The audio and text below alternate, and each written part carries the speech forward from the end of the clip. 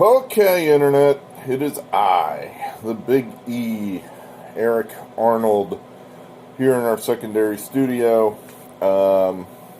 Snowed 8 inches last night, and when we plow the driveway, the snow gets pushed against the barn door, which makes it hard to open, and it's cold out, and I'm not in the mood, and we're winning, stay in the secondary studio, so sorry you're sure about that, but don't worry, the barn will be back. I mean, I'm sure as soon as the weather warms up or we lose, probably the latter is going to happen sooner than the former, then we'll be back in the barn. But for now, here we are. I thought about that the uniqueness of this channel is now gone, in that I'm just another dude talking to the camera at a desk or a card table, as the case may be. We'll get back to the barn at some point. But for now, comfort and expediency is ruling over uniqueness. Sorry. So where are we? What is it? It's Friday the 20... No, where are we? Friday the 19th of February. As I said, I am the Big E, Eric Arnold, who makes college basketball picks. Got only 2 games for you. 2 games for Friday. Largely because I'm tired. I'm just really fatigued at the moment. So we're probably going to be taking some time off this weekend. I don't know which day we're going to take a break on. If it'll be Friday or Saturday or Sunday yet, don't know. We had 6 games over tonight. We got lucky. I don't know how else you say it. We got lucky. Won 5 of them. 5 out of 6. Let's get to it. Let's see what we got here. We opened up poorly. Houston. We had Houston laying pretty significant wood there at Wichita State. And, for a while there, it just looked like Houston was going to get there. They're playing pretty well. They're up like 10 points in the first half. And then Wichita just started hitting shots, and they played some D, and Houston just didn't have a response. So, probably not a very good... We just weren't... Maybe Houston needed that to tune them up for the tournament. They needed to get smacked in the face. So, unfortunately, they smacked us in the face, too. So that was the L. And then, Vermont... this is an odd one here, this Vermont game. Paging around the page as we, there we are. I had this at like +1, and, overnight, was it +1? Yeah, Vermont was a 1-point favorite. That's where we got it at.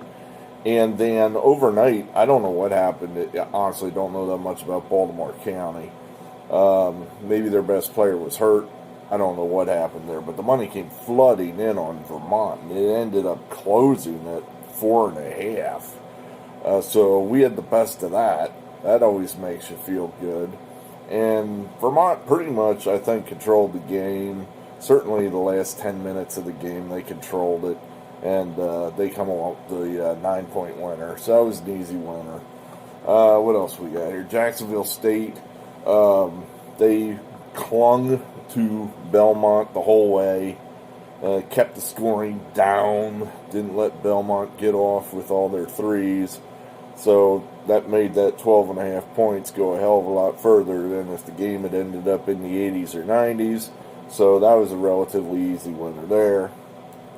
And then the luck. Started. Gonzaga just blew out St. Mary's. I mean, we were going to... That game was over. And then the job squad came in. Mark Few and I see this differently, clearly. If it weren't me, I would have left the starters in and wiped those guys out by 50 points just to make a statement. But, he brings in the job squad. That could be, Gonzaga's Achilles heel, because it's not a deep team. That second unit's terrible. Terrible. I mean, those guys were just giving up points and giving up points and turning the ball over, and the lead is getting smaller and smaller and smaller. And I'm thinking, we're never going to make it. We are never going to make it. The St. Mary's is going to cover this.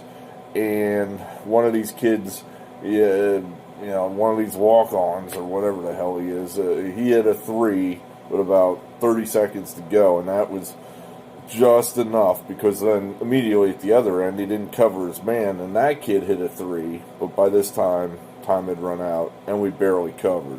So that was a W. We kind of got lucky there. Rutgers, this is total luck here.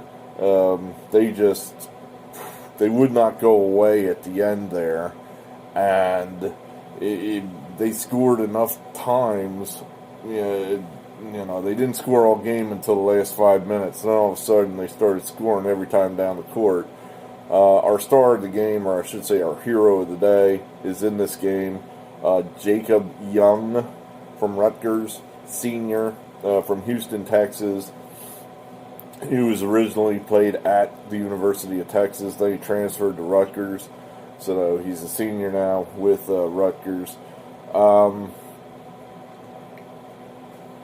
He scored, I think, my little graphic said they're like 11 points in the last 3.75 minutes of the game. He was so good, he was so zealous in his attempt to win the game that he'd hit a shot and then he'd immediately foul, and we'd be like, "No, don't foul, just give up, just do not foul." But he must have played the last 3 minutes all by himself. He'd score, foul, score, foul, score, foul. And finally he scored, and luckily there was no more time, so he couldn't foul again and give the lead right back to him. So, hey, Jacob Young, you know what? If you guys don't completely collapse, you probably just need one more win, maybe two. And you're in the tournament. And I think this will be his first time in the tournament in his entire NCAA career. He's a senior. The kid's 23 years old. Let's get him to the tournament here. He needs a reward for getting us into the winner's circle here tonight with Rutgers. We're going to root for Rutgers here down the stretch. Get them into the tournament. Get our hero, Jacob Young, into the tournament.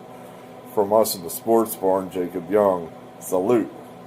And then lastly, why am I tired? Well, because, I stay up to all hours of the night watching these games. I assume you're sure about that. He's watching it too.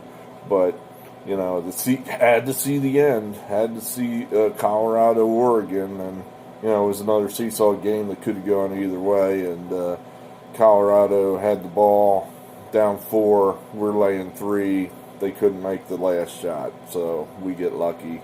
So really there's 3 games there we probably got lucky in. I mean, so I don't know. This is a night to be overjoyed about, but 5 wins, 1 loss, we ain't throwing it back.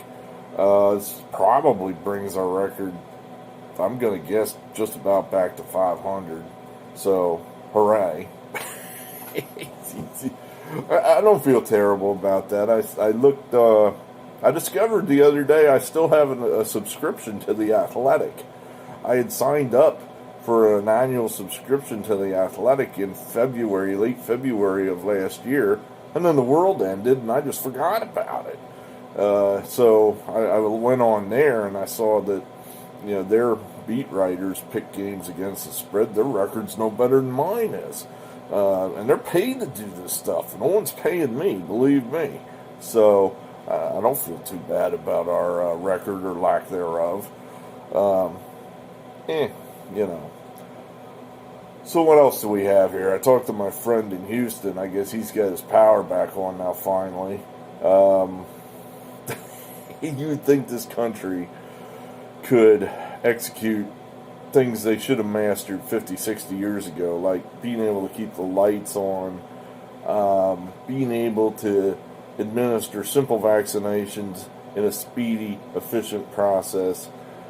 Will someone please answer for me why these vaccinations are only being administered during business hours, like 8 to 5 during the week, closed on Saturday, closed on Sunday?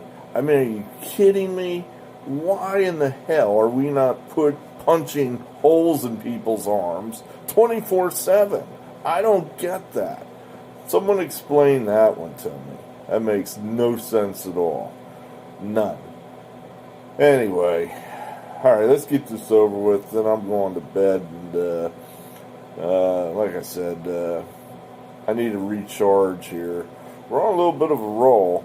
I don't want to screw that up, but I definitely need to recharge the batteries a little bit here. So let's get...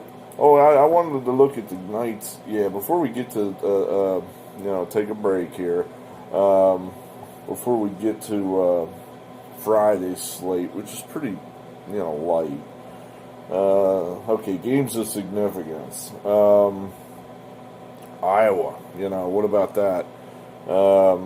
They handled their business at Wisconsin. So I think that definitely draws a line there. Puts Iowa in the top part of the Big Ten and maybe bumps. Wisconsin has this team that's been together probably forever, and all these kids are like 23, 24. They're not even kids. They're like, young old men. And they've played together forever, and they're just not getting any better. They're cohesive, but maybe they're just not that good. And Iowa took care of them by 15 tonight. Ohio State keeps rolling. Subscriber X was annoyed. I pick the Ohio State game whether I know what's going to happen or not. I just take a guess if I don't know what's going to happen, and I just didn't. Because I didn't know what was going to happen, and I was tired, and I just didn't do it. So Subscriber X was annoyed, which is pretty much any day, anything why. But then, Ohio State took care of business at Penn State. They give us trouble. Penn State always gives us trouble. But we took care of business tonight, setting up the big matchup on Sunday with Ohio State hosting Michigan. Michigan, the number 3 team in the country. Ohio State, the number 4 team in the country. So that'll be a pretty exciting matchup, I would think. That'll probably... I guess the teams will possibly, not probably. They're not. That's the only time they're going to play, unless they play in the Big Ten tournament. So, be interesting to see how they match up. But Ohio State gets it done by 10 tonight at Penn State. Let's see what else is interesting here. We already talked about Michigan. They handled their business, but they didn't cover, which was fine for us. Nice win for Mick Cronin, hosting Arizona out there in the Pac-12. So he gets his W. He's going to make the tournament. Hey, I don't ever think it's bad to have UCLA in the tournament. I mean, UCLA has such a rich and extensive history in college basketball. I think it's, always okay to have UCLA around. Let's see, Gonzaga. So what were my thoughts about Gonzaga, other than they covered for us? This is the first time I've really seen them extensively. I watched pretty much at least the first 15 minutes of game time. Like I said, they're not deep. You get a kid in foul trouble maybe. Now you might have a weak link out there. They're certainly really good, but it's hard to tell. They're just not playing that good of competition. Hard to tell. Is this a team that's going to win it all and win it easily? I doubt it. They might win it all, but I don't think they're going to just cruise through the tournament, blowing everybody out by 30 points. That's just a necessity. I think once they start getting into the Big 12 and the Big 10, the Big East, some of these teams might give them a little trouble. That's a thought. So let's see what else we got here. San Diego State, easy win. Oregon, we already talked about that. Stanford, they get a W. Washington State, they crushed Cal. We had a bunch of games in the Big 12 postponed. Are they going to make any of these up? I mean, some of these are big games. Number 9 Oklahoma hosting number 12 Texas. Are we making that up? I don't know. All right, so let's get on to Friday. Let's put the Friday. I think probably, at some point, maybe Monday or something. That's when I'll tally up our record and make it official. So you new people then could say, "Oh, okay, so this is his record. He's not." Like I said, it's near 500, so don't get all excited. Wow, he just won 5 out of 6. Let's go with this guy. Yeah, be careful. He's not that good. We just get lucky. So, Friday, we only have 2 games. I'm just out of energy, just out of time, out of energy. So, the first one here, we're kind of doing a little different here than what I might normally be looking for. The first one, we've had a lot of luck with these double-digit underdogs on the road, and there's probably a handful all over the map here tonight, that Friday night slate, the mid-major special. But we're going to go into the A10, where you have St. Louis. They have missed a bunch of time all year long, but they're pretty good. It's a pretty good team. They're starting to, get the rhythm back now. They're off probably their second pause of the season, so they need to make up time. They need to put some W's on the board. If they've only played 14 games, they better have a great, winning percentage. So they're at Dayton. They need this game to get into the tournament probably. They lose this game, it's going to be really tough for them, I think. So I saw Dayton against Virginia Commonwealth. Wasn't impressed. Just did not. It didn't seem like Dayton was really meshing as a team. So we're going to basically go on that basis here that I think that St. Louis needs the game. It's a little bit of a steep price. I mean, you're laying 6 points on the road, but St. Louis has been playing pretty well, and I don't think Dayton has been playing well. So we're going to go ahead and take a shot here on the road with St. Louis laying the 6. And then the second game, this is something we would never do normally, but I'm thinking back to a few nights ago, maybe 2 weeks ago, where we had all underdogs on a Friday night, and it was quit central. The favorites were just cruising in, and the conclusion I drew was all these huge favorites, or I should say huge underdogs, they're quitting. They're quitting. I mean, why would that be unusual?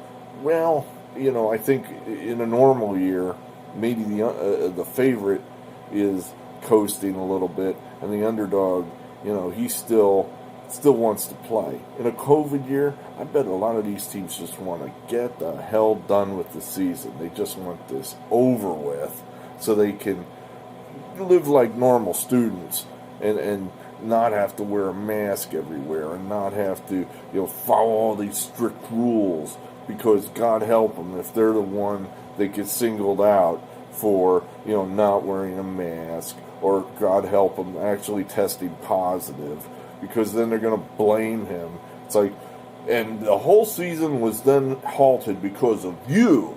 You did it. You evil kid, you. And I bet they're just sick of that shit. I know I would be. I know I am. But I'm not even following rules the best I can. These kids are forced to. So I bet a bad team, I bet they just want this done. So that's the thinking here. Denver's a bad team. Denver, as you see, we're taking I guess it's University of Missouri, Kansas City. But we'll just say Kansas City. They're a mediocre team. Denver's 2-15. This is a terrible team. This is one of the worst teams in the country, according to Ken Pomeroy. So I'm thinking they just want this over with. So we're going to lay the big wood here with Kansas City and see if Denver doesn't just tap out early. Or hell, in the second half would be fine. Just tap out in general. Tap out soon enough not to cover. That's what we want. Make sure you tap out such that Kansas City gets the cover. That's what we're looking for. So that's the thinking there. That's all we got. 2 games. That's it. That's all we got. So, like I said, thanks for all the people that are coming by. The viewership's starting to increase. I'm listing the games that we're talking about in the description. I think that might be the key to getting the search engines to come around to the barn, which is cool. So we'll keep doing that. Like I said, we'll be back in the barn at some point soon. I think the weather's going to break here in the next week or so. And, anybody that's... see, I guess I don't see... If you have a Google account, then I see your name as far as subscriptions go. But if you're just passing through and you don't have a Google account, I don't know who subscribed. So, if you're saying, well, why didn't he say hello to me? I'm a new subscriber, because I don't see it. I don't see your name. I don't know. I know somebody just subscribed, but I don't know who it was. Because they apparently do not have a Google account. Anyway. So that's all we got for you. Let's have a good weekend. What do we got now? Maybe another month of winter, and then it'll be over. At least the weather will be warm. Whether we'll be allowed to do anything, I don't know. But the weather at least will start to warm up. Hey, thanks for being here, and we'll talk again. Eric Arnold signing off.